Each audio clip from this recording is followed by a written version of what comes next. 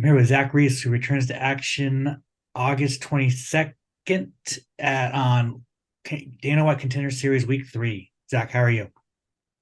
I'm good, brother. How are you? I'm good, man. I'm good, man. Less than 2 weeks out. How you feeling? Feel great, man. As the fights get closer, you get this peaceful, easy feeling. It's nice. Awesome, man. Awesome. I want to ask you straight out. After your last win, in March, did you have a feeling that you were going to go straight to the Contender Series? Yeah, there had kind of been rumblings, I guess, about that being the next fight, the next opportunity, just because we were having so much trouble getting regional fights and 5 first round finishes. We knew that something like this was coming. Now, let me ask you, like, was there any hesitation about going to the contender series and potentially getting signed to the UFC only being 5-0, right? Like that's always the hard part, right? Is like you can't get any fights on the regional scene, but you're still only 5-0. Yeah, definitely. No hesitation on my part though, man, because I'm not getting any younger, and I know the UFC is where the money's at too. And we don't do this for the money, but man, it would be like I said, I got some dumb stuff I want to buy. Of course, of course. Where were you when you originally got the phone call that you were in fact going? I pretty much knew backstage after my last fight. I talked to my manager Jason House, and yeah, that was we were pretty much a go from there. Awesome. Who was the first person that you told? My wife, yeah, she's stoked. So Awesome, man. Awesome. That's awesome to hear. All right, well, let's just get right into it, dude. You're fighting Eli Aronov. Big dude. What do you think of the matchup? I think it's a fun matchup, man. I think he's a everyone's big at 85, but I think he's gonna try to grapple me. I think I'm gonna try to knock him out. So we'll see who has a better time. Yeah, I mean, on paper, it's a very, very fun matchup, fascinating matchup. I mean, it's a perfect contender series fight, right? Like two undefeated prospects, two guys that it's basically going to be like who's the better guy and who's going to go to UFC. Someone's always got to go. You know what I'm saying? Like, Yeah. do you think, like you said, like, do you think it's going to be a like an old school striker versus grappler matchup? Yeah, I think so, man. It's hard to predict fights because they never really go the way you plan. But yeah, it could either be a real technical, fight, or it could be you know, a Waffle House 3 a.m.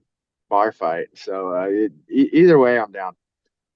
Um, One thing is like you haven't been out of the first round in quite some time. So like, is this something where like, do you want to show that you can go past the first round, or is it you just want to continue fucking smashing these guys and not getting paid by the not getting paid by the hour? No, yeah, no, definitely. I would rather prefer to keep smashing. I know. I'm prepared, cardio wise to go the full. I don't go in there and plan on just steamrolling everybody, but it's just how it's been going. But no, I think Eli's a good step up in competition. So yeah, I think it's the perfect fight, right? It's a good step up for both of us, and may the better man win. Yeah, no, awesome. Um, well, fuck it, let's just get right to it, dude. At the end of the day, August 22nd, how do you get your hand raised? I think tactical and aggressive. I think that's how I get my hand raised. You finish him in the first round? I think so. I love it, dude. I love it.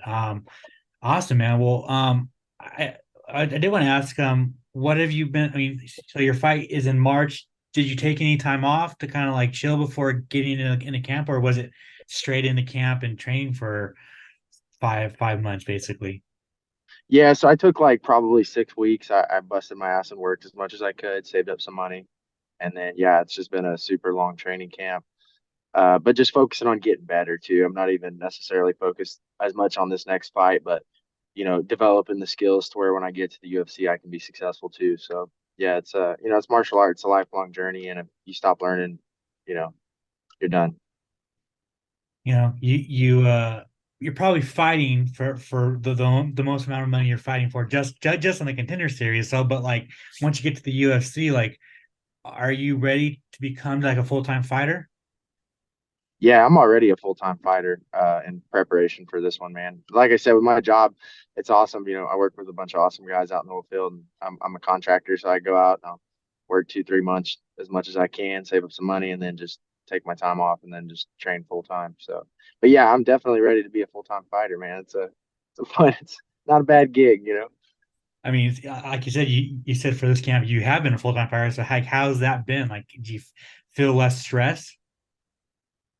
Yeah, just being able to see my family more too, even though I spend a lot of time in Houston training, when I'm gone at work, I don't see my family for, this last time I didn't see him for 6 weeks. So, I have a little 1.5-year-old daughter, so it's nice. I get to go home on the weekends and I get to see them and spend time with them. So yeah, I mean, it's the dream, man, to train full time, hang out with your family, and then get to fight. Who were some of your training partners this camp? Same crew? Same crew, the usual suspects, Alex Morano, Trevin Giles, Anthony Ivy, Bruce Whitehead. Yeah, just a lot of great guys, man. And I really love going with the 70 pounders too because they're fast. When I fight these 85ers, they just don't. They seem to be lagging behind just a little bit in speed department. Ivy picked up a big win at PFL. Were you happy to see that? Super happy. Yeah, that was a flawless victory.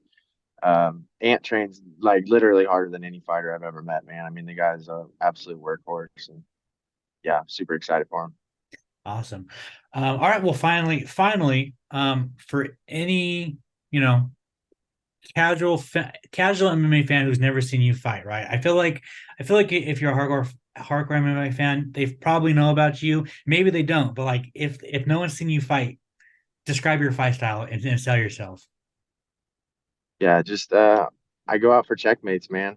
My nickname's Savage. I feel like it's a good nickname for me because I just go out there and look for the kill all the time. So yeah, tune in. I think my story, my personality, and my fighting style is going to resonate with a lot of fans, and I'm excited.